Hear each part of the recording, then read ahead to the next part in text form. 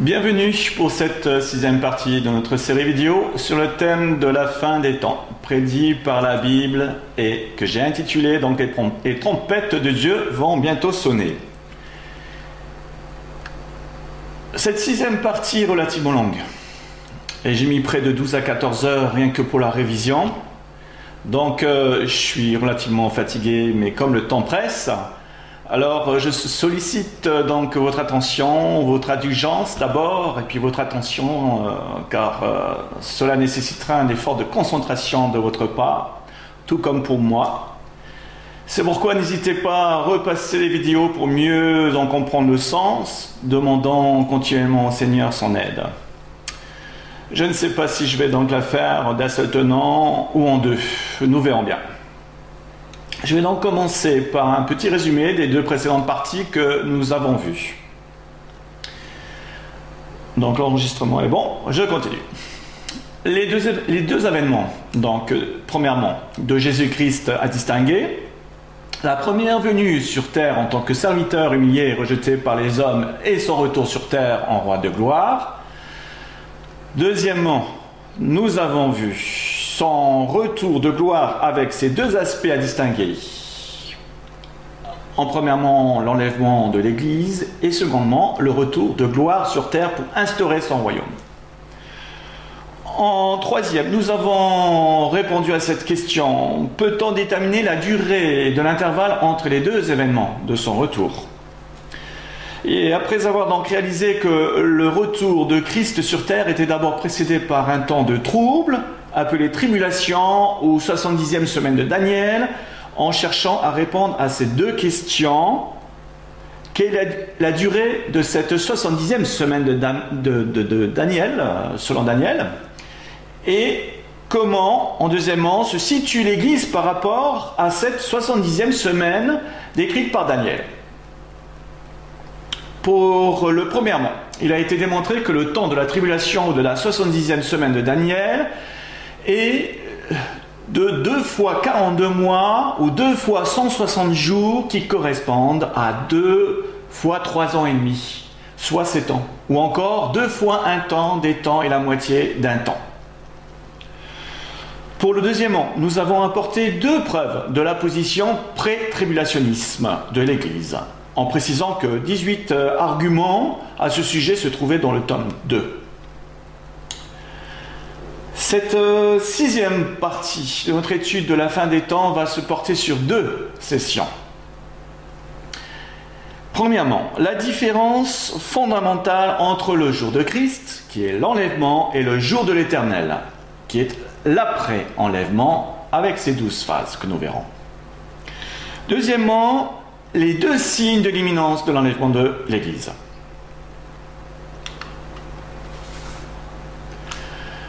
J'attire vraiment votre attention sur la terminologie biblique des différentes expressions que nous allons maintenant voir, qui est le jour de Christ et le jour du Seigneur. Car ces termes-là constituent l'une des clés pour sortir de certaines confusions eschatologiques et d'y voir plus clair sur le déroulement des événements de la fin. Donc, premièrement, le jour de Christ. Car en lui, vous avez été comblés de toutes les richesses qui concernent la parole et la connaissance, le témoignage de Christ ayant été solidement établi parmi vous, de sorte qu'il ne vous manque aucun don dans l'attente où vous êtes de la manifestation de notre Seigneur Jésus-Christ. Verset 8. Il vous affermira aussi jusqu'à la fin pour que vous soyez irréprochables au jour de notre Seigneur Jésus-Christ. Dieu est fidèle, lui, qui vous a appelé à la communion de son Fils Jésus-Christ, notre Seigneur. 1 Corinthiens 1, versets 7 et 8. Même 9.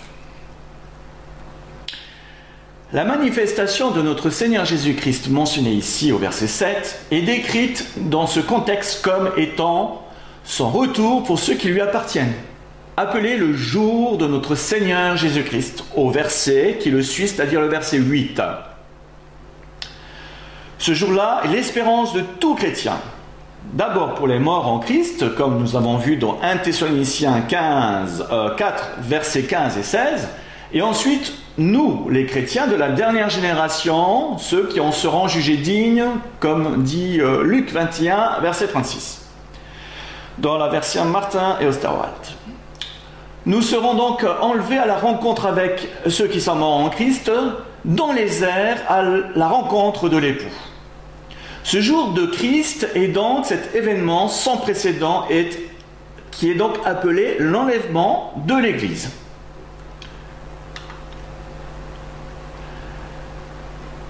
Mais c'est aussi le jour de la rédemption de notre corps, la délivrance de notre corps dans Romains 8, 23, que vous pourrez voir. Le jour de Christ est mentionné dans 7 passages du Nouveau Testament. Il est appelé dans ces différentes expressions. Donc, jour de notre Seigneur Jésus-Christ, vu ci-dessous, c'est-à-dire dans 1 Corinthiens 1, verset 8, jour du Seigneur Jésus, dans 1 Corinthiens 5, versets 5 et 2, 1 Corinthiens 5, verset 5, et 2 Corinthiens 1, verset 14. Jour de Jésus-Christ également dans Philippiens 1, 6. Jour de Christ dans Philippiens 1, 10, et chapitre 2, verset 16, et 2 Thessaloniciens 2, verset 2, que nous verrons. Ce jour-là, le jour donc de Christ n'a rien de commun avec le jour du Seigneur, et c'est ce que nous allons voir maintenant, par ces 2 expressions, autres expressions, qui ne sont surtout pas à confondre avec justement ce jour-là, ce jour de Christ. Voilà, le jour du Seigneur ou le jour de l'Éternel. Ces 2 autres expressions. Un pasteur m'avait une fois écrit un jour ouvertement qu'il ne voyait aucune différence entre toutes ces expressions. D'ailleurs, rien d'étonnant de sa part, vu le peu d'efforts et peu d'intérêt qu'il prêtait à la question. Mais nous allons commencer par définir ce qu'est vraiment le jour de l'Éternel. Pour mieux comprendre sa signification, moi je vous invite à considérer ce passage de l'Ancien Testament. Malheur à ceux qui désirent le jour de l'Éternel, dans Amos 5, 18, 20.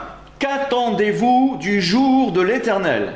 Il sera ténèbres et non lumière.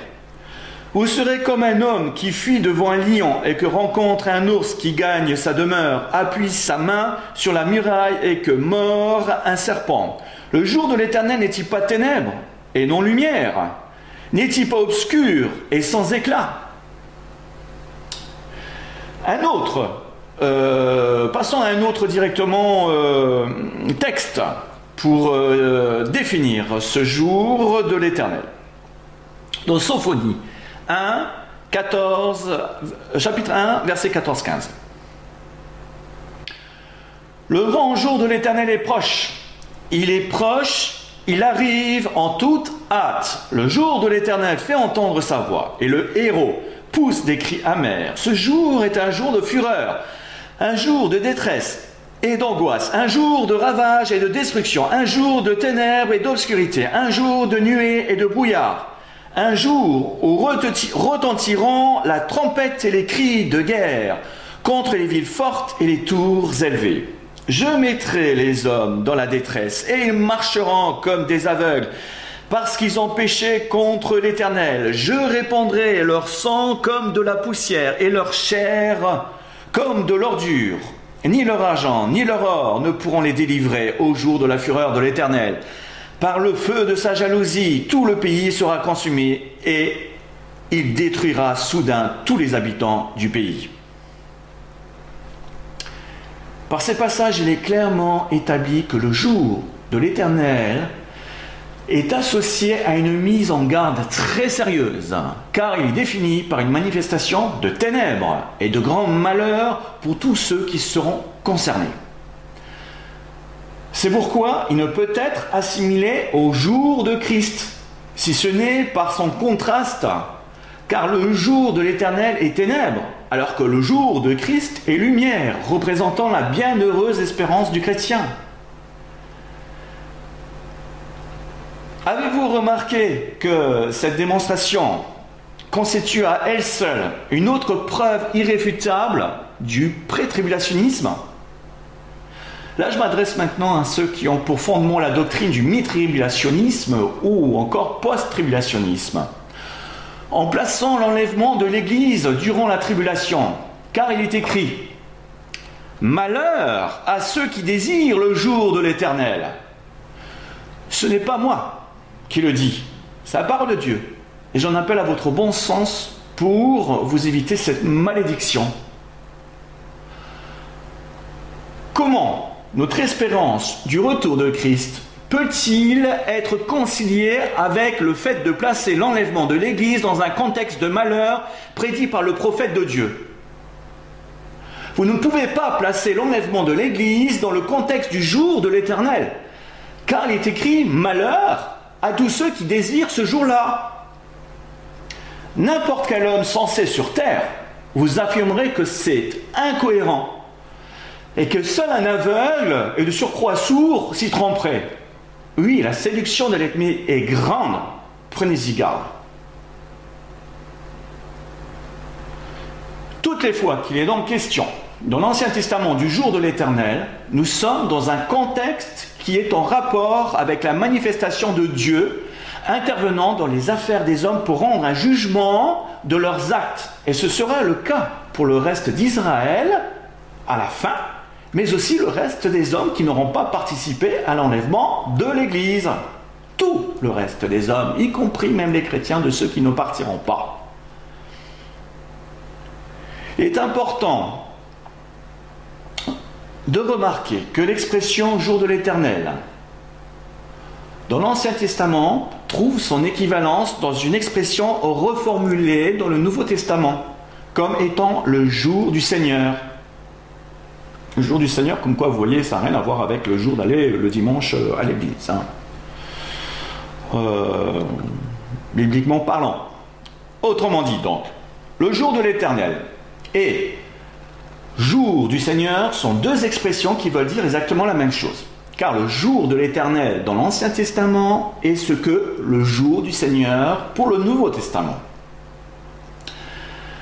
Ces deux expressions équivalentes qui équivoquent un temps, je le répète, de grands troubles et d'événements terribles sont bien à différencier avec cette troisième expression que nous avons vue précédemment, jour de Christ, qui correspond, elle, à la bienheureuse promesse du chrétien qui est l'enlèvement de l'Église.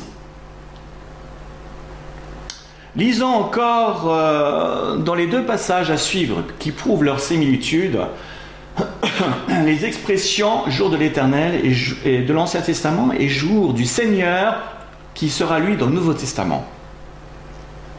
Dans Joël 2, il est écrit comme ça, mais c'est ici ce qui a été écrit par le prophète Joël. Dans les derniers jours, dit Dieu, je répandrai de mon esprit sur toute chair, vos fils et vos filles prophétiseront, vos jeunes gens auront des visions et vos vieillards auront des songes. Oui, sur mes serviteurs et sur mes servantes, dans ces jours-là, je répandrai de mon esprit et ils prophétiseront. Je ferai paraître des prodiges en haut dans le ciel et des miracle en bas sur la terre, du sang, du feu et une vapeur de fumée. Le soleil se changera en ténèbres et la lune en sang, avant l'arrivée du jour du Seigneur, de ce que grand et glorieux.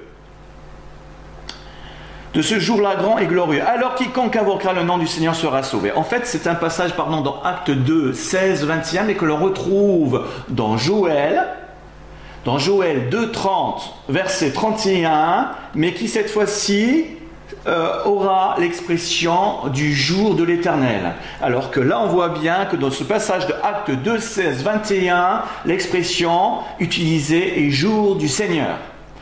La même citation exactement à l'identique donc dans l'Ancien Testament du prophète Joël, dans Acte 2, 30, 31. Sauf qu'à la place, on aura donc jour de l'Éternel. Par conséquent, toutes les fois qu'il est question du jour du Seigneur dans le Nouveau Testament, on peut lui prêter la même définition contextuelle que celle du jour de l'Éternel dans l'Ancien Testament.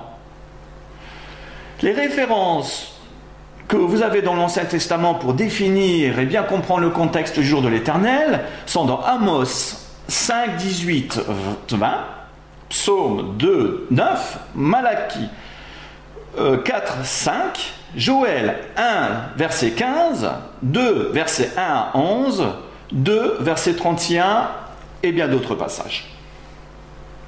Et donc je répète, encore une fois, que ces deux expressions annoncent un temps de détresse extrême pour ceux qui resteront sur terre après l'enlèvement. Maintenant, le jour de l'Éternel ou le jour du Seigneur se déroulera en plusieurs étapes. Voici les étapes de ce jour de l'Éternel par les événements marquant cette période. En acte 1, l'enlèvement de l'Église suivi de l'apparition de l'Antichrist sur la scène mondiale. C'est le Nouveau Testament qui donne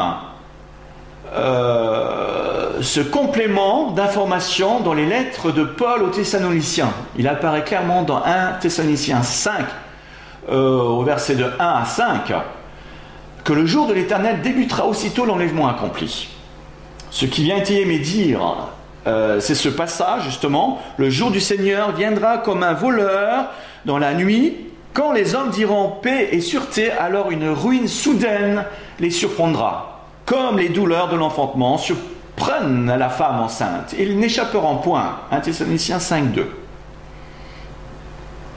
L'effet en fait de surprise ne peut être causé que par un événement de grande envergure, d'ordre mondial, qui provoquera une frayeur sans précédent et qui causera une panique générale, l'enlèvement de millions de gens simultanément, et qui du même coup permettra au faux Christ de profiter de l'occasion pour intervenir sur la scène mondiale avec la solution de la mondialisation et des faux miracles, comme nous le dit le passage de Thessaloniciens 2. Deuxième acte, l'apparition du faux Christ sur la scène mondiale. Donc c'est le cavalier blanc de l'Apocalypse, l'ouverture du premier sceau. Troisième acte, le déroulement de la 70e semaine de Daniel. Cette prophétie de Daniel concerne Israël et sa ville sainte, Jérusalem. Daniel 9, 27. Et dans la deuxième moitié, soit 3 ans et demi plus tard, sera la grande tribulation, comme nous l'avons vu dans Matthieu 24, 21. Apocalypse 7, 14. Parallèlement à la 70e semaine de ces temps, nous avons vu le temps de l'épreuve exprimé en cette expression, l'heure de l'épreuve. Rappelez-vous, c'est temps plus quelques jours, qui, elle, contient le jour de la colère de Dieu de 3 ans et demi. C'est dans la partie précédente, je crois.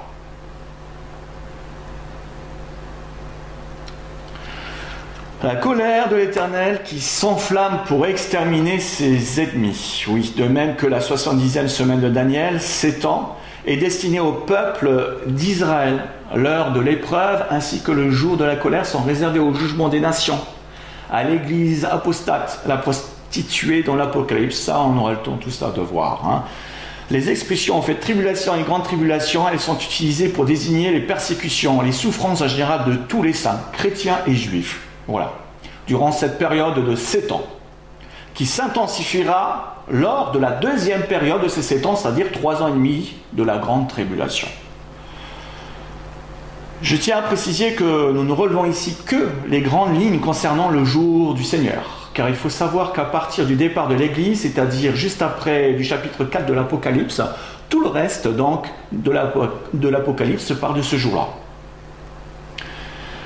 Quatrième acte du jour de l'Éternel ou du jour du Seigneur. Non, pardon, quatrième acte. Oui. Bon, troisième ou quatrième. Retour du Seigneur en gloire sur la terre avec les saints préalablement enlevés. Apocalypse 19, 11 à 16. Cinquièmement, l'assaut final de la bête. La bataille d'Armageddon. C'est le rassemblement de toutes les armées de la bête et du faux prophète. Apocalypse 19. 200 millions de soldats venus de l'Orient pour faire la guerre à Christ et à ses saints. Petite remarque, contrairement à la pensée courante, il me paraît incertain qu'il puisse s'agir de la troisième guerre mondiale, j'en suis même sûr, car les deuxième, troisième et quatrième sauts vont provoquer déjà des millions de morts. En fait, une grande partie de cette période se déroulera dans une atmosphère de guerre. Mais ce qui apparaît de manière certaine, tout sera, on va dire, retenu jusqu'au départ de l'Église de cette terre. Car le jugement est pour les nations, et également pour la prostituée, l'Église idolâtre, et pour l'épuration d'Israël, entre guillemets. Toutes ces choses sont bien expliquées dans le reste de l'étude, on le verra bien. Sixièmement, la bête et le faux prophète emprisonnés, ils sont jetés vivants dans les temps ardents de feu, de soufre. La mise à l'écart également du dragon, le serpent appelé aussi le diable, sera jeté dans l'abîme pendant 1000 ans, qui n'est pas les temps de feu, mais il sera jeté à la fin, après les 1000 ans. La suite, oui. Le jugement des nations. Les habitants seront tirés sur le volet par les anges, voir parabole, oui, de Matthieu 25, 31.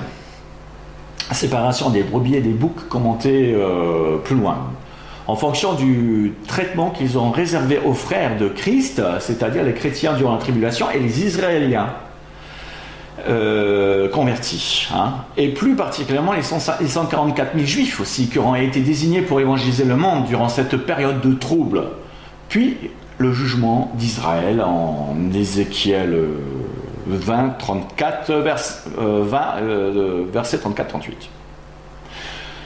Huitièmement, la première résurrection dans le jour de l'Éternel.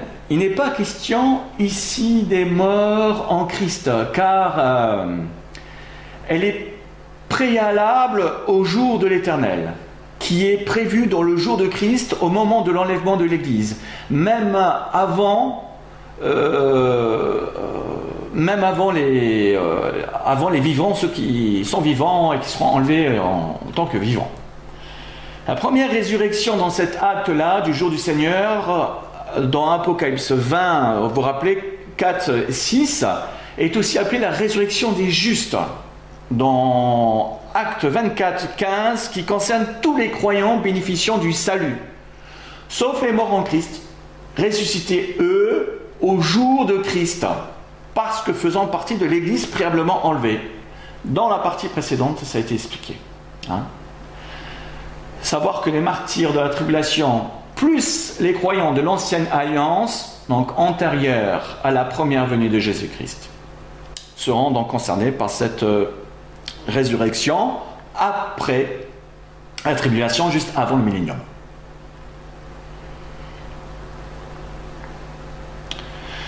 Je pense à une chose, c'est que le jour de l'Éternel, qui est quand même le jour de celui dont on a dit que c'est une intervention de la part de Dieu pour juger les actes des hommes, il est vrai, mais il y a une parenthèse dans ce jour de l'Éternel, dont on voit bien de la phase 1 jusqu'à la phase 12, qu'il y a la partie du millénium qui va intervenir. Donc, qui n'est pas un jour de jugement, qui est un jour de paix, mais c'est une parenthèse dans ce jour de l'Éternel.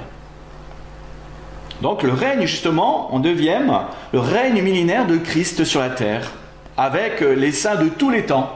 Hein, Apocalypse 3, 21, 5, verset 9, 10, le chapitre 11 au verset 15, 18, etc. Vous avez, je crois, les références là-dessus. Dixième acte, la révolte instigée par Satan, puis son jugement final. Beaucoup de chrétiens attendent le déclenchement de la rébellion de Gog et Magog. Je crois qu'on aura une fois l'occasion d'en parler. Il faudra d'ailleurs en parler comme étant le signe précurseur de la venue de Jésus. Ils se trompent lourdement. Selon Apocalypse 20, verset 7, ils devront encore patienter plus de 1000 ans, car elle est clairement définie comme étant post-millénaire, orchestrée par le diable qui séduira et rassemblera une dernière fois les nations. 11e acte, le jugement dernier, la deuxième résurrection, correspond à tous ceux qui, d'une part, ne seront pas inscrits dans le livre de vie en rapport uniquement avec ceux qui ont trouvé la mort dans le millénium, Apocalypse 20. En effet, puisque ce jugement est post-millénium, tandis que la première résurrection a eu lieu avant le millénium. Hein, de ceux qui sont les martyrs et tous ceux qui sont morts dans la période de la tribulation, plus, comme nous avons dit, tous les croyants antérieurs à la dispensation de l'Église. Et il restera donc à Dieu le jugement de tous les injustes également, de tous les temps, pour déterminer l'œuvre de chacun, y compris de tous ceux donc du millénium. Hein, c'est ce qu'on appelle le jugement dernier. 12e et dernier acte du jour du Seigneur, du jour de l'Éternel. C'est un passage dans Pierre où nous allons voir la fin de notre ère et l'achèvement de l'histoire de ce monde. Le jour du Seigneur arrive à son terme. Il est explicitement annoncé dans 2 Pierre 3 et confirmé dans Apocalypse 21, je crois, verset 1. Je vais d'ailleurs le chercher.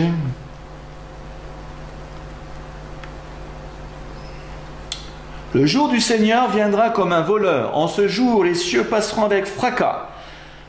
Les éléments embrasés se dissoudront et la terre avec les œuvres qu'elle renferme sera consumée. Puisque donc toutes ces choses doivent se dissoudre et qu'elles ne doivent pas être la sainteté de votre conduite et votre piété, tandis que vous attendez et hâtez l'avènement du jour de Dieu. Et à cause duquel les cieux enflammés se dissoudront et les éléments embrasés se fondront. Mais nous attendons, selon sa promesse, de nouveaux cieux et une nouvelle terre où la justice habitera. Ça, c'est un aspect du jour du Seigneur, et non de sa définition entière. Car présentement, cette expression ne constitue que le dernier acte de ce jour de l'Éternel. Et le jour de Dieu sera le jour de la création des nouveaux cieux et d'une nouvelle terre, où la justice habitera éternellement. Amen. Voilà.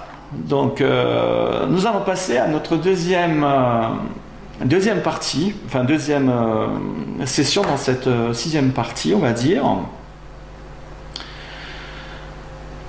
Les 2 signes de la fin des temps confirmant ou justifiant l'imminence du jour de Christ, qui est l'enlèvement. J'en appelle à votre bon souvenir, car dans les parties 1 et 2 de cette série vidéo, rappelez-vous, nous avons commencé par relever les signes et les prophéties en rapport avec notre génération, pour nous amener à prendre conscience que nous étions la dernière génération, qui doit assister aux grands événements de la fin des temps, avec notamment le retour de Jésus-Christ. Cette fois-ci, nous allons découvrir ou redécouvrir pour certains 2 signes qui nous annoncent l'imminence du jour de Christ, c'est-à-dire le jour de l'enlèvement comme nous venons de le voir. Grâce donc à cette différence fondamentale des expressions juste vues précédemment, nous pourrons mieux déceler les 2 signes qui suivent et qui prouvent donc l'imminence de la venue de Jésus-Christ. Comme je l'ai déjà fait remarquer, je prends le risque de me répéter à chaque fois, ces deux signes vont dans la continuité des signes non précédemment vus dans l'évangile de Matthieu 24, vu en partie 1, car il nous parle de l'imminence du retour de Jésus, et plus précisément du jour de Christ. En réalité, l'événement planétaire qui est sur le point d'arriver, celui dont il était préférable que je n'en dise pas trop au début de cette série vidéo, la première partie, et qui marquera jamais les mentalités en laissant une trace indélébile de ce monde, est justement le jour de Christ, ou si vous préférez l'enlèvement de l'Église. C'est la disparition soudaine de millions de chrétiens, oui, pas tant que ça, suffisamment en tout cas, pour provoquer un tel émoi. Une détresse dans le monde par un enchaînement de catastrophes, avec, pour commencer, un effondrement économique que la Bible qualifie cette situation de ruine parmi les nations, comme nous avons lu avant dans 1 Thessaloniciens 5, versets 1 à 5. Le facteur déclencheur du premier acte du jour de l'Éternel, ou du jour du Seigneur, comme nous l'avons vu avec l'ouverture des premiers sceaux des 4 cavaliers de l'Apocalypse, suivi de l'alliance du chef de l'iniquité, marquant le début de la 70e semaine décrite par Daniel, vous l'aurez compris, est bien entendu le jour de Christ qui va déclencher tout ça, qui constitue le premier acte du jour de l'Éternel.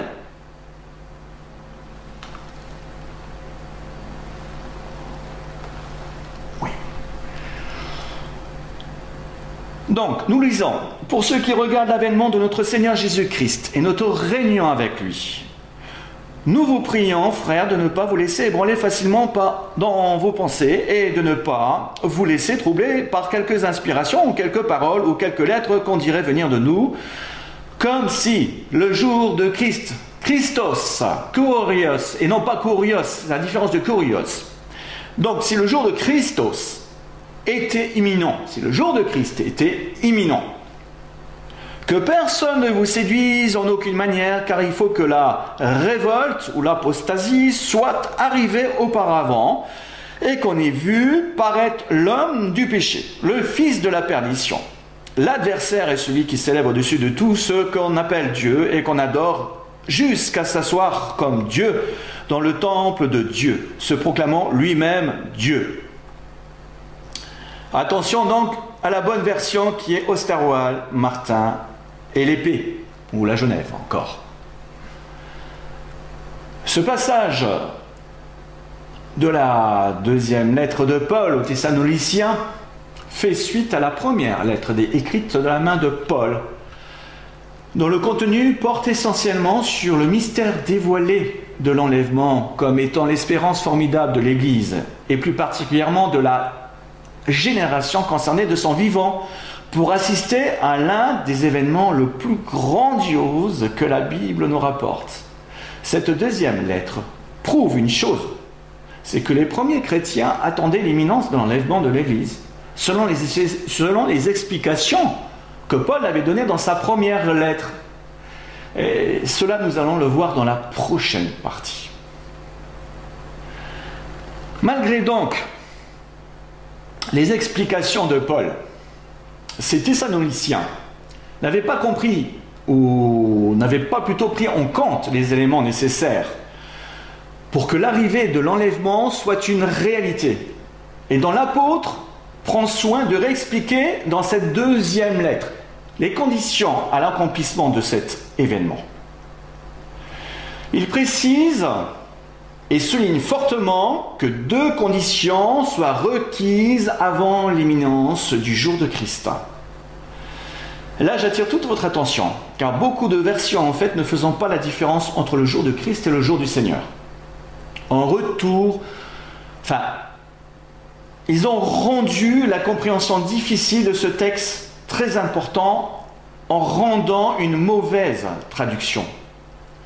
Les vraies versions sont traduites à partir des codex majoritaires, en rendant plus fidèlement le texte d'origine par le jour de Christ, qui est Christos, et non le jour du Seigneur, comme la plupart des versions courantes, ou même dans la version la plus répandue Second, Kurios, quoique la version Second a à réviser ce texte-là, qui sont passés à Christos. Qui donc, je disais que le jour de Christ, Christos, précède le contexte de l'avènement de notre Seigneur Jésus-Christ et de notre réunion avec lui. Les deux conditions préalables à l'événement sont clairement définies comme étant, d'une part, l'apostasie et l'apparition, deuxièmement, de l'homme impie. Mais cette différence d'expression selon les versions peut changer fondamentalement finalement le sens du texte. En effet, si les traductions présentent des variantes, comme je l'ai fait remarquer, la compréhension diffère forcément. Par exemple, si les deux signes doivent avoir cours avant le jour du Seigneur, cela signifiait qu'ils trouveront leur réalisation après l'enlèvement. Tandis que d'après les codex majoritaires, celles dont nous tenons pour être les vraies versions, nous savons avec précision que les deux signes en question doivent se réaliser avant le jour de Christ, et donc avant l'enlèvement. Ce qui signifie que dans ce cas, nous avons la certitude que non seulement nous sommes en pleine apostasie de la fin des temps, mais en plus que l'apparition de l'homme impie se fera avant la disparition de l'Église. D'où l'importance, pour valider cette interprétation, de connaître bien les Écritures et d'être pleinement inspiré par le Saint-Esprit en nous tenant près du Seigneur. La Bible nous enseigne que la fin de la dispensation de l'Église est caractérisée par l'apostasie, dont nous avons eu déjà l'occasion d'en parler. Voici les versets donc, qui le confirmeront. 1 Timothée, chapitre 4, versets 1 à 3, 2 Timothée 3, 1, 2 Timothée surtout 4, versets 1 à 4, et 2 Pierre, chapitre 2, versets 1 à 3.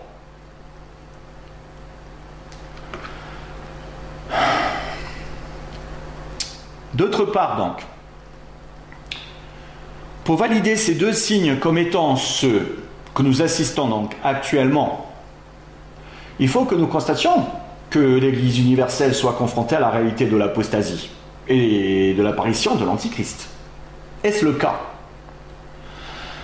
Avant de vous développer ces deux signes qui vous le prouveront, et comme beaucoup ne semblent pas réaliser ce que je suis en train d'affirmer, je voudrais vous faire une révélation qui va, j'en suis sûr, encore attiser vos sentiments d'une manière ou d'une autre, selon votre position ou votre compréhension de ces choses.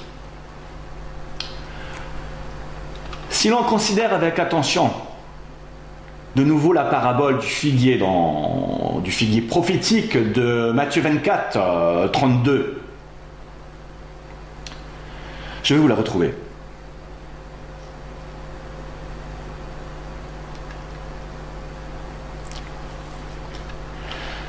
Instruisez-vous par une comparaison tirée du figuier. Dès que ses branches deviennent tendres et que les feuilles poussent, vous connaissez que l'été est proche. De même, quand vous verrez toutes ces choses, sachez que le Fils de l'homme est proche à la porte. Je vous le dis, en vérité, cette génération-là ne passera point, que tout cela n'arrive. Le ciel et la terre passeront, mais mes paroles ne passeront point.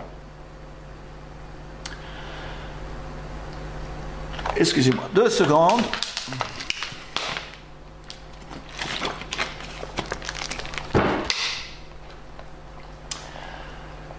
Le Seigneur nous commande de nous instruire par cette parabole. Nous avons vu que dans la partie 2, le figuier représentait l'Israël prophétique en tant que nation. Jésus nous dit qu'il reviendra sur terre lorsque tous les événements décrits dans Matthieu 24, qui relatent tout le jour de l'Éternel, plus précisément des 7 ans de la 70e semaine de Daniel, qui ne reviendra pas avant que tout soit entièrement passé. Et il rajoute que cette génération-là ne passera pas, que tout cela ne soit accompli. De quelle génération parle-t-il? Eh bien celle de la naissance du figuier, bien sûr, c'est-à-dire de la renaissance d'Israël et donc de l'accomplissement d'Isaïe 66:8. Autrement dit, la génération dont Jésus parle a commencé le jour de la signature de l'indépendance d'Israël, le 8 mai 1948. Question. Savez-vous combien dure une génération? Certains avancent l'idée que la durée d'une génération dans la Bible est de 40 ans. Allusion à un passage de Nombre 32:13, que je veux vous lire d'ailleurs. La colère de l'Éternel s'enflamma contre Israël et il les fit errer dans le désert pendant 40 années, jusqu'à l'anéantissement de toute la génération qui avait fait le mal aux yeux de l'Éternel. Ce passage ne nous dit absolument pas qu'une génération dure 40 ans, mais que Dieu a déterminé un temps pour anéantir la génération qui s'est rebellée dans le désert, malgré tous les miracles qu'il avait déployés pour en faire un peuple élu. Voici au contraire ce que la Bible affirme clairement au sujet de la durée d'une génération. Dans le psaume 90, il est dit « Les jours de nos années s'élèvent à 70 ans.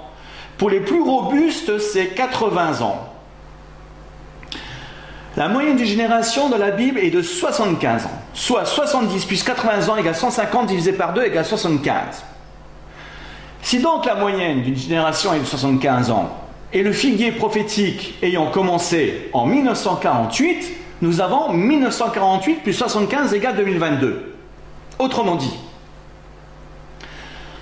fin 2022 doit être la date maximum pour la fin des événements prophétiques et donc de la tribulation.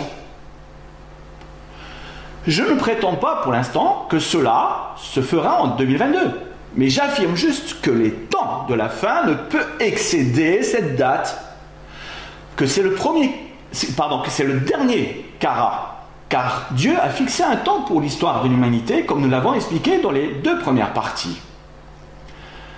Cela signifie aussi que la dernière génération est comprise entre 1948 et 2022. Et sachant que la tribulation dure 7 ans et que nous sommes en 2015, cela vous parle-t-il? Nous sommes dans les derniers jours, dans l'imminence du jour de Christ. C'est ce que je viens de vous démontrer par cette évidence. Et maintenant, chacun est devant le fait accompli que non seulement l'Église est confrontée à cette réalité de l'apostasie, mais qu'elle est à son paroxysme étant dans les tout derniers jours. Premièrement, premier signe, l'apostasie dans l'Église. Je voudrais aborder ce sujet sous un aspect un peu différent de ce qu'on a pour l'habitude de prêcher. Au lieu de vous relater les différentes sources de causes extérieures qui sont à l'origine de l'apostasie, comme les faux prophètes, les faux docteurs, les antichrists, etc., cela vous pourrez l'étudier dans la Bible ou dans le tome 2 si vous voulez. J'en ai fait le développement en fin de partie 3. J'aimerais plutôt mettre en évidence la vraie cause qui, à mon sens, est celle provenant du cœur tortueux de la nature humaine. Donc d'une impiété qui conduit la chair à s'opposer à l'esprit et par conséquent de la vérité. C'est cet aspect-là de l'apostasie que nous allons voir, le rejet de la vérité.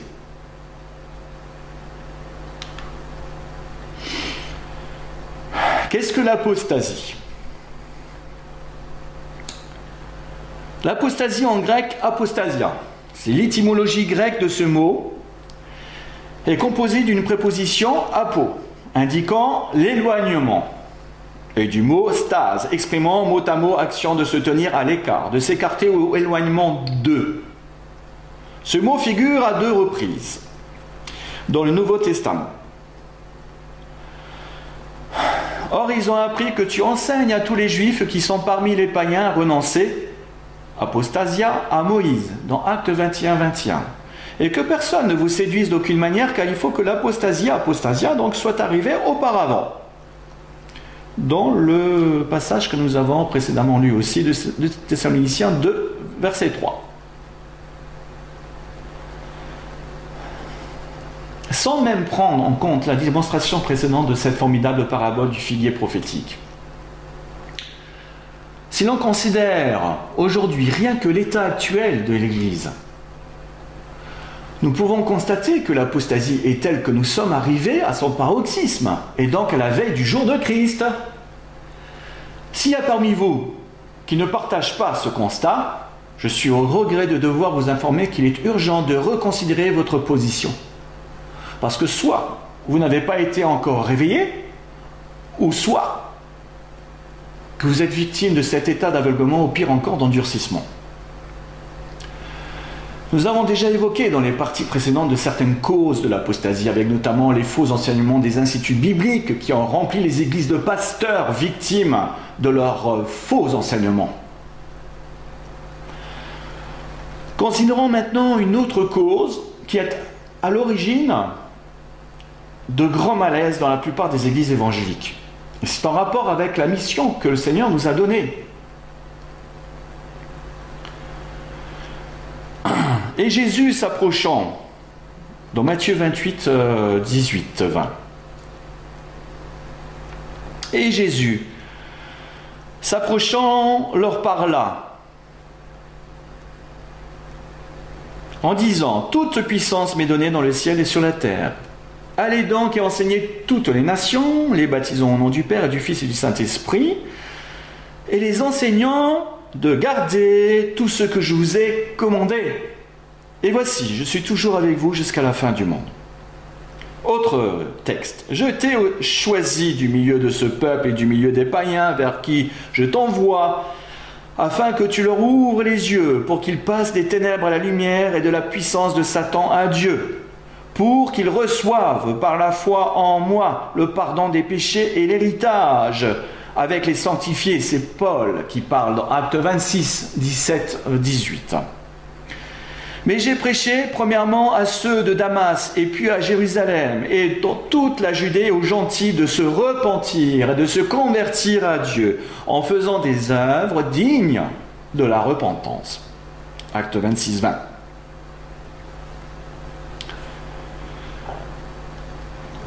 La mission de l'Église a toujours été, et ce jusqu'à la fin du monde, selon le commandement de Jésus, l'évangélisation, en prêchant la repentance, la conversion, la sanctification et les œuvres dignes de la repentance. L'Église, par définition, vient du grec ancien ecclésia, signifiant assemblée du peuple, lui-même issu du verbe ekaleo, convoquer, qui veut dire, ou appeler hors d'eux, ou dehors. L'Église est placée dans le monde, mais mise à part d'eux, ou hors du monde. Mais le monde a fini par entrer dans les églises, à un point où il est difficile de distinguer les chrétiens des gens du monde, et de distinguer du blé de l'ivraie, et parfois même des vierges sages et de celles qui sont folles. Si vous n'êtes pas convaincu de tout ça encore, une fois, vous pouvez toujours faire l'expérience de rentrer dans une église et de crier que le Seigneur est sur le point de revenir. Et vous serez vite confronté à cette réalité, cette triste réalité. La tiédeur des chrétiens, marquée par l'étonnement, l'indifférence ou le manque d'intérêt plus ou moins grand sur la question de son retour. L'apostasie se voit à la mesure de la tiédeur et à l'image même de l'église de Laodicée, mise en situation par la complaisance de son état. Il suffit d'interroger sur le niveau de connaissance de certains domaines, comme la consécration, la vie de l'esprit, le renoncement à soi, au porter sa croix, ou sur le sujet de la fin des temps, etc. N'est-ce pas un comble de savoir que nous sommes à la veille d'un événement grandiose, l'un des plus grands de tous les temps, et de ne pas voir les chrétiens se mobiliser plus que ça pour le retour de Jésus? Pourquoi en est-ce ainsi? Parce que nous n'avons pas pris en compte cette réalité prédite par le Saint-Esprit et révélée aux apôtres, qui a été prêchée, une pluie d'arrière-saison qui a été celle de la génération qui nous a finalement précédés et qui s'est éteinte à cause de notre manque de piété et de discernement des temps. Paul dira, car il viendra un temps où les hommes ne supporteront pas la saine doctrine, mais ayant la démangeaison d'entendre des choses agréables, ils se donneront une foule de docteurs selon leurs propres désirs, détourneront l'oreille de la vérité et se tourneront vers les fables. Mais toi, sois sobre en toutes choses, supporte tes souffrances, fais l'œuvre d'un évangéliste, remplis bien ton ministère. L'apostasie, par définition, est un rejet de la parole de vérité et des saines doctrines, et l'acceptation de ce qui satisfait la chair, le moi. Nous devons prendre conscience en tant que chrétiens de la dernière génération que nous assistons à une grande séduction de l'ennemi des âmes, qui emploie toute sa stratégie pour entraîner le maximum de chrétiens dans l'apostasie de ce qui a donné naissance à l'église de Laodicée. C'est la raison pour laquelle nous pouvons affirmer que le jugement de Dieu a commencé par sa maison avec l'apostasie. En 1 Pierre 4, versets 17 et 18. Prédit par tous les apôtres, dont Pierre, sous l'inspiration du Saint-Esprit, qui parlait de ce passage pour la fin des temps. Dans tous les autres passages que j'ai aussi indiqués tout à l'heure. Ce principe est même présent dans toute la Bible que j'ai notée. Dans Ézéchiel 9, versets 3 à 7. La gloire du Dieu d'Israël s'éleva du chérubin sur lequel elle était. Elle se dirigea vers le seuil de la maison. Et il appela l'homme, vêtu de lin et portant une écritoire à la ceinture. L'Éternel lui dit, passe au milieu de la ville, au milieu de Jérusalem, et fais une marque sur le front des hommes qui soupirent et qui gémissent à cause de toutes les abominations qui s'y commettent. Et à mes oreilles, il dit aux autres, passez après lui dans la ville et frappez, que votre œil soit sans pitié, n'ayez point de miséricorde. Tuez, détruisez les vieillards, les jeunes hommes, les vierges et les enfants et les femmes, mais n'approchez pas de quiconque aura sur lui la marque, la bonne marque. Cette fois-ci, ce n'est pas la marque de la bête, c'est la bonne marque des enfants de Dieu. Et commencez par mon sanctuaire. Et commencèrent par les anciens qui étaient devant la maison. Et il leur dit, souillez la maison et remplissez de morts les parvis, sortez. Et ils sortirent et ils frappèrent dans la ville, etc., etc. La présence de Dieu est sortie de la plupart des églises comme du temps des rois d'Israël, lorsque la Shekinah s'est déplacée progressivement par étapes. Premièrement, elle s'éloigne du lieu très saint et se dirige vers le seuil du temple. Ézéchiel 9, 3. Deuxièmement, du seuil du temple à la porte du temple. Ézéchiel 10, 18, 19. Elle quitte le temple, troisièmement, et la ville, et va se placer sur le mont des Oliviers, à l'orient de Jérusalem. Ézéchiel 11, 23. Cette présence du Dieu ne reviendra que par le retour du Christ par là où elle était sortie, c'est-à-dire par la porte de l'Orient, lorsqu'elle posera ses pieds sur le mont des Oliviers. C'est dans Zacharie 14. Que cela nous évoque-t-il ? Israël et Juda ont connu un temps de décadence et d'apostasie, qui les ont conduits même au déclin de leur dynastie. Et ce temps d'apostasie est également en train de toucher le peuple de Dieu de cette dispensation-là. Mais dont le Seigneur interrompra l'hémorragie en retirant son Église composée de croyants en Christ sans tache qui lui a été fidèle. Oui, le temps d'apostasie qu'a connu le peuple dans la période des prophètes est édifiant pour nous chrétiens de la dernière génération, pour en tirer des leçons. Car confrontés à cette même réalité, les conséquences seront tout autant dramatiques, sinon plus, pour ceux qui se refuseront à entendre la voix du Saint-Esprit, parce qu'ils auront endurci leur cœur. Chers frères et sœurs en Christ, prenons conscience que Jésus nous a tout prédit d'avance. Seulement la moitié des chrétiens connaîtront une délivrance par l'enlèvement de l'Église et l'autre moitié devra passer par un temps de grande angoisse et dont la majorité tombera en martyr pour sauver leur âme. Un petit mot sur la parabole des vierges. Je dois insister sur une évidence qui semble échapper à plusieurs. Savoir que toutes les vierges dans la parabole sont des chrétiens nés de nouveau.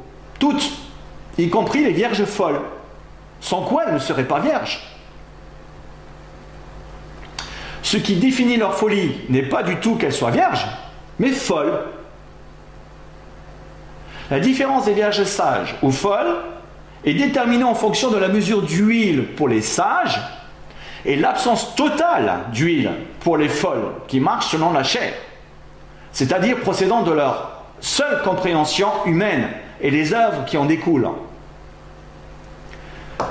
Savez-vous pourquoi les vierges folles n'ont pas d'huile?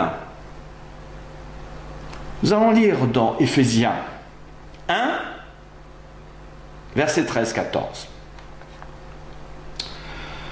En lui, vous aussi, après avoir entendu la parole de la vérité, l'évangile de notre salut, en lui, vous avez cru et vous avez été scellés du Saint-Esprit qui vous a été promis, lequel est un gage de notre héritage pour la rédemption de ceux que Dieu s'est acquis à la louange de sa gloire.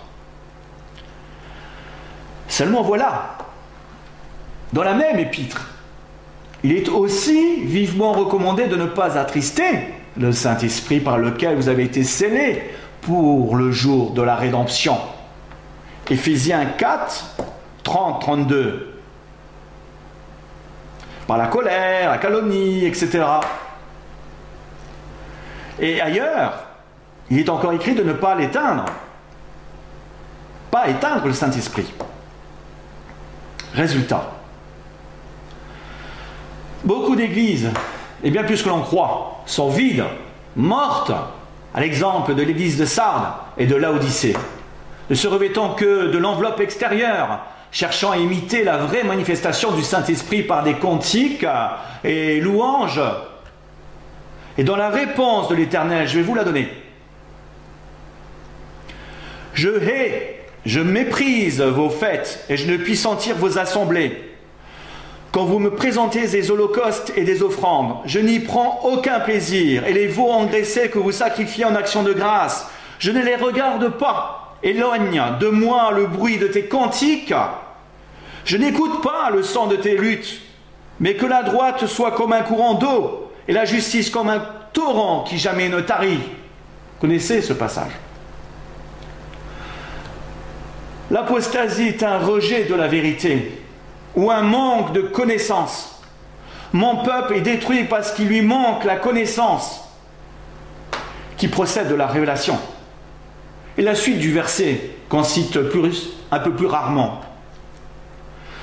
Puisque tu as rejeté la connaissance, je te rejetterai, et tu seras dépouillé de mon sacerdoce. Puisque tu as oublié la loi de ton Dieu, j'oublierai aussi tes enfants. Osée 4, 6.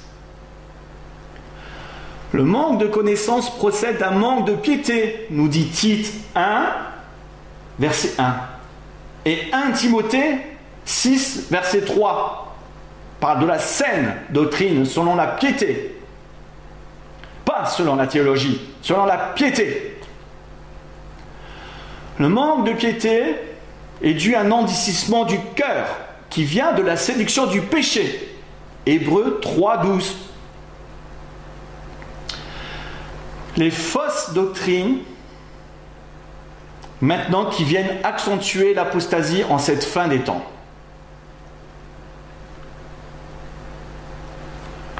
On va voir, je crois que je l'ai noté là. Voilà. Je fais une petite liste que Raymond m'a aidé, un ami donc à moi. La doctrine de l'imminence. Jésus peut revenir à n'importe quel instant. Ça fait l'objet de la prochaine vidéo. Ça, c'est une fausse doctrine. Soyez là pour l'écouter. La théologie du remplacement. L'Église remplace Israël. Déjà vu dans une partie précédente. C'est du faux. La doctrine de la non-perte du salut. Alors là, 1 Corinthiens 6, verset 10, 9, 10. Et Éphésiens 5, verset 5. Romains 11, verset 21. Plus 1 Timothée, chapitre 1, verset 19. Plus 1 Corinthiens, chapitre 9, verset 27. Plus 1 Timothée, chapitre 4, verset 1. Plus Apocalypse 21, verset 8. Apocalypse 22, verset 15. Et il y en a d'autres. Toutes les doctrines contre l'enlèvement. Apostasie. La doctrine de la mi-tribulation. La doctrine de la post-tribulation. Séduction de l'ennemi. La pratique de la soumission aux théologiens pour approuver une thèse. Opposition directe à 1 Thessaloniciens 5, verset 21. Mais examinez toutes choses, retenez ce qui est bon. On en fait de quoi ce verset?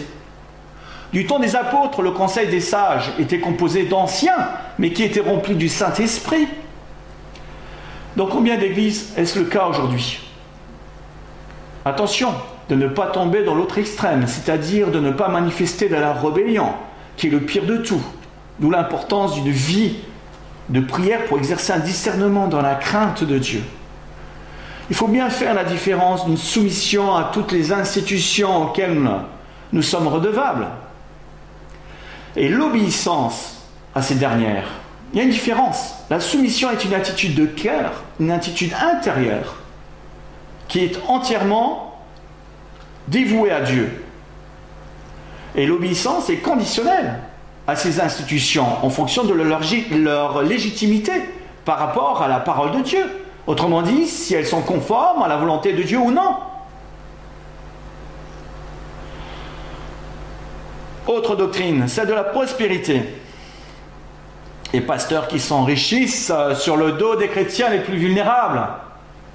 Honte à eux. La doctrine contre la Trinité, prétendant qu'il n'y a qu'une seule personne de la divinité, alors que Dieu est un seul. Oui, mais 3 personnes en symbiose totale et éternelle, à laquelle les élus sont invités en Christ.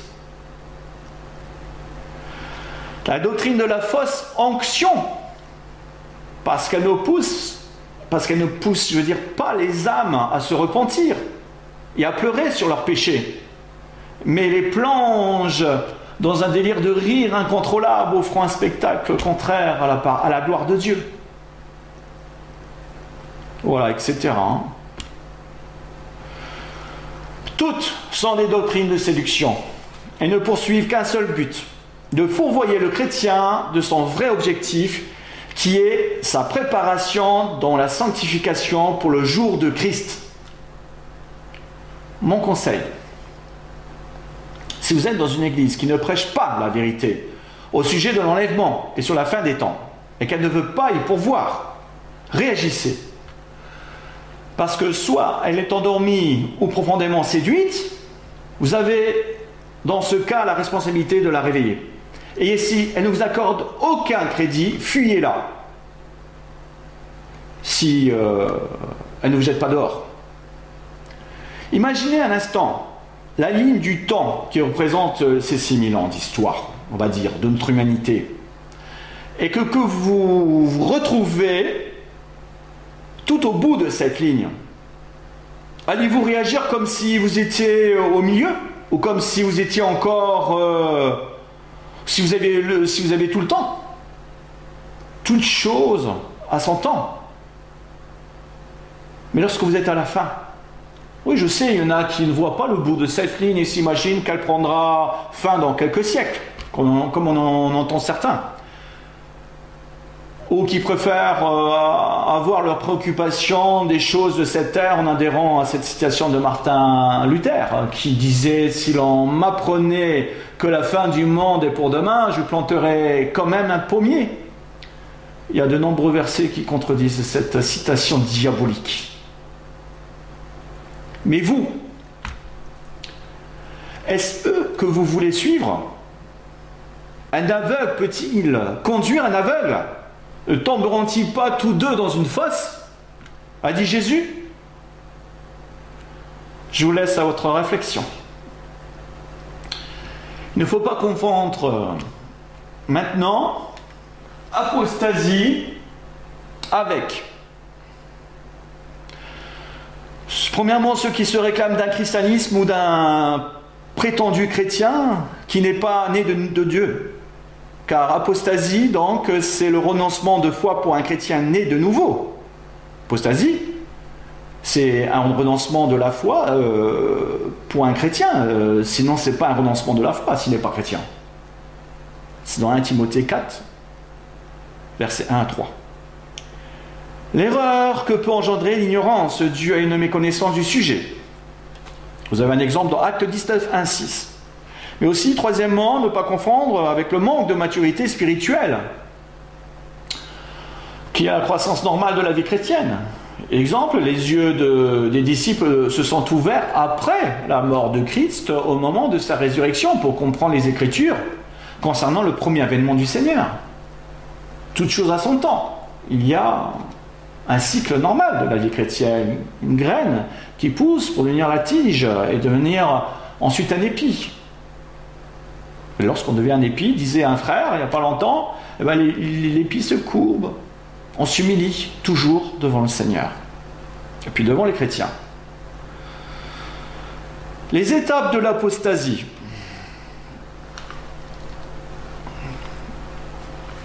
Donc, des faux prophètes s'élèveront, qui est écrit dans Matthieu 24, 9 et dans 2 Pierre 2, 1. Deuxièmement, des loups s'introduisent dans l'église pour dévorer le troupeau, Acte 20, 28. Et les chrétiens deviendront froids ou tièdes, l'église de Laodicée.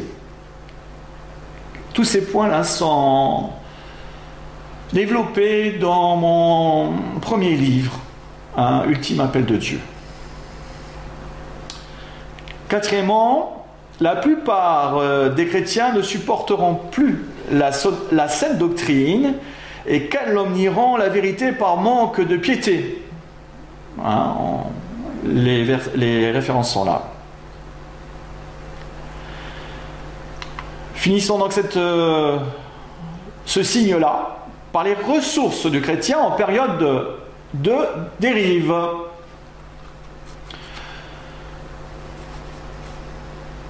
Voyons donc ensemble maintenant les moyens qui nous sont procurés par la deuxième épître de Paul à Timothée, les 2 premiers chapitres, afin de ne pas déchoir de notre fermeté face à une décadence générale de la fin des temps de cette apostasie à laquelle nous assistons. Une foi sincère, un esprit qui nous remplit de force, d'amour et de sagesse, le témoignage de l'évangile de Jésus-Christ sans avoir honte, dans 2 Timothée 1,8. Demeurer dans la parole de Dieu par la foi et l'amour. Pour cela, il faut évidemment la lire et la retenir en la mettant en pratique dans l'amour et la foi. Se fortifier dans la grâce en Jésus-Christ, dans 2 Timothée 2,1. La séparation avec l'iniquité, en se conservant pur tel un vase d'honneur. L'état d'esprit d'un soldat de Christ. Prendre notre croix en considérant notre mort avec lui afin de vivre avec lui. 2 Timothée 2,11. La persévérance dans 2 Timothée 2,12. La fidélité et la puissance du Seigneur sur lesquelles nous pouvons toujours nous appuyer. 2 Timothée 2,13 et verset 19. La certitude de la récompense du Seigneur à tous ceux qui ont aimé son avènement. À tous ceux qui ont aimé son avènement.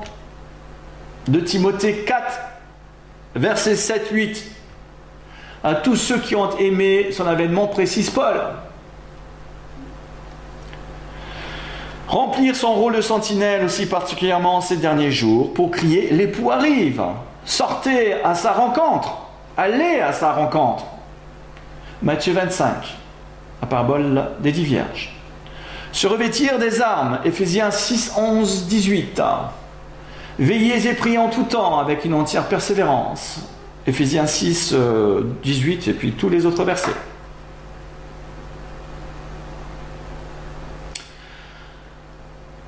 Voici pour le premier signe. Maintenant le deuxième signe, avant l'imminence du jour de Christ, l'homme impie.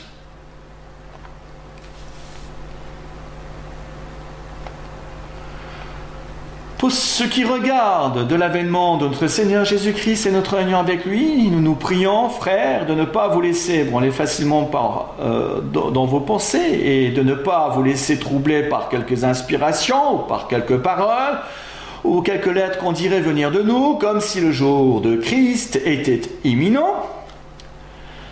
Que personne ne vous séduise en aucune manière, car il faut que l'apostasie soit arrivée auparavant et qu'on ait vu paraître l'homme du péché, le fils de la perdition. L'adversaire est celui qui s'élève au-dessus de tout ce qu'on appelle Dieu, ou qu'on adore, jusqu'à s'asseoir comme Dieu dans le temple de Dieu, se proclamant lui-même Dieu. Ne vous souvient-il pas que je vous disais ces choses lorsque j'étais encore avec vous? Et maintenant, vous savez ce qui le retient, afin qu'il ne soit manifesté que dans son temps. Car le mystère d'iniquité opère déjà, attendant seulement que celui qui le retient maintenant soit enlevé. Et alors paraîtra l'impie que le Seigneur détruira par le souffle de sa bouche et qui anéantira par l'éclat de son avènement. L'apparition de cet impie aura lieu avec la force de Satan, avec toute puissance, avec les prodiges et de faux miracles, et avec toutes les séductions de l'iniquité parmi ceux qui se perdent parce qu'ils n'ont point reçu l'amour de la vérité pour être sauvés. C'est pourquoi Dieu leur enverra un esprit efficace d'égarement pour qu'ils croient au mensonge, afin que tous ceux qui n'ont pas cru à la vérité, mais qui ont pris plaisir dans la justice, soient condamnés.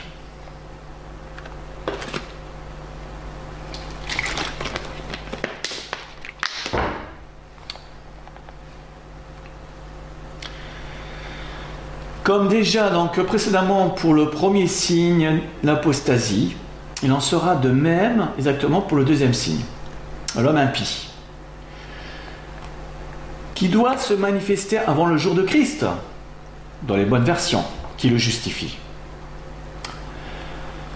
Le verset 3 donc, nous fait une révélation surprenante pour la compréhension des événements de la fin des temps.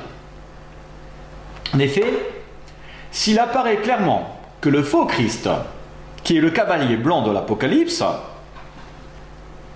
doit faire son apparition au début de la 70e semaine de Daniel, comme précisé également dans la prophétie de Daniel 9, 27, pour la signature d'une alliance de paix, le verset 3 ci-dessus nous apporte un éclairage supplémentaire sur le déroulement des événements à venir, car de toute évidence, il y a deux apparitions de cet homme impie. En effet, ce texte-là met bien en évidence deux apparitions de l'homme impie ou l'homme du péché, avec une première manifestation à laquelle, vraisemblablement, nous assisterons, ou que nous sommes en train d'assister, puisqu'elle est avant l'enlèvement et que nous sommes à la fin. Et l'autre apparition après l'enlèvement, comme l'indiquent les versets 6, 8 et 9, parousia, sa venue physique.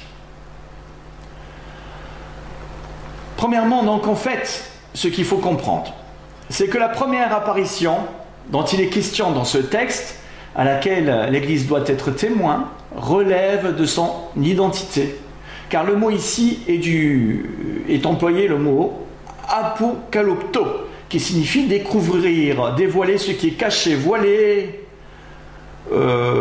ou encore découvert, puis révéler, mettre à nu, porter à la connaissance, rendre manifeste.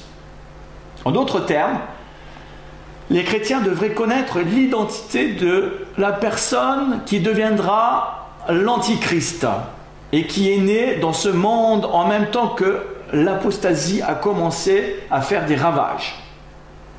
Mais là, évidemment, je m'adresse à ceux qui peuvent comprendre ce langage. et non les autres qui ne reconnaissent déjà pas l'apostasie. À plus forte raison, ils croiront encore moins quand ils entendront parler d'une identité de l'Antichrist. Reste à savoir si le fait de connaître son identité suffit de valider ce signe ou qu'il doit se révéler publiquement. Je crois que nous pouvons effectivement considérer ce signe déjà accompli, dès l'instant où nous savons de qui il s'agit. Et c'est le cas, d'une manière à ne pas douter. Voir les 2 dernières parties du tome 3. Et nous aurons peut-être l'occasion, selon la volonté de Dieu, de traiter ce sujet ultérieurement, plus en détail.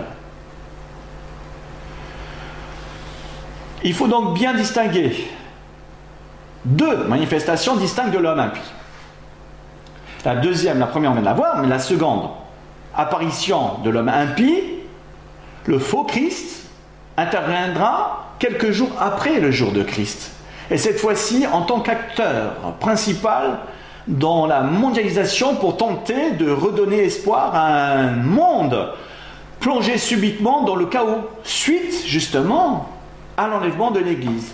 Cela est une certitude, car cette seconde apparition-là est mise en exergue par la disparition de l'Église, sachant que ce qui retient, dans le sens de limiter le mal dans ce monde, est le Saint-Esprit, à cause de la présence de l'Esprit jusqu'à son départ de cette terre. Dès lors que l'Esprit de Dieu ne fera plus obstacle à cause du départ de l'Église, ça ne veut pas dire qu'il partira lui aussi, puisqu'il est omniprésent. L'Esprit de Dieu, il interviendra de manière différente, non plus de la façon qu'il interviendra dans la dispensation de la grâce. Il interviendra différemment. Il y aura encore des miracles de Dieu dans la grande tribulation où beaucoup de personnes vont se convertir. Mais l'Antichrist, c'est à ce moment-là, donc quelques jours après, qu'il se présentera cette fois-ci en homme de la situation par ses grandes séductions. Et c'est lors de cette deuxième apparition que le premier sceau de l'Apocalypse sera ouvert. Le cavalier sur son cheval blanc, le faux Christ, séduisant ceux qui n'ont pas aimé la vérité et combattant les élus vivants de la tribulation. Récapitulons. Le deuxième signe concernant la première apparition, ou plutôt le dévoilement de celui qui deviendra l'Antichrist, est en quelque sorte déjà accompli puisque l'on connaît avec certitude son identité. Et par conséquent, nous pouvons dire que son retour est imminent, au retour de Jésus, est imminent au vrai sens du terme, comme l'apôtre Paul l'a annoncé. Voilà, cette 6e partie se termine. Il ne me reste plus qu'à vous remercier et à vous souhaiter de méditer tout cela en vous recommandant bien sûr à Dieu par son esprit pour vous révéler toutes choses dans sa grâce.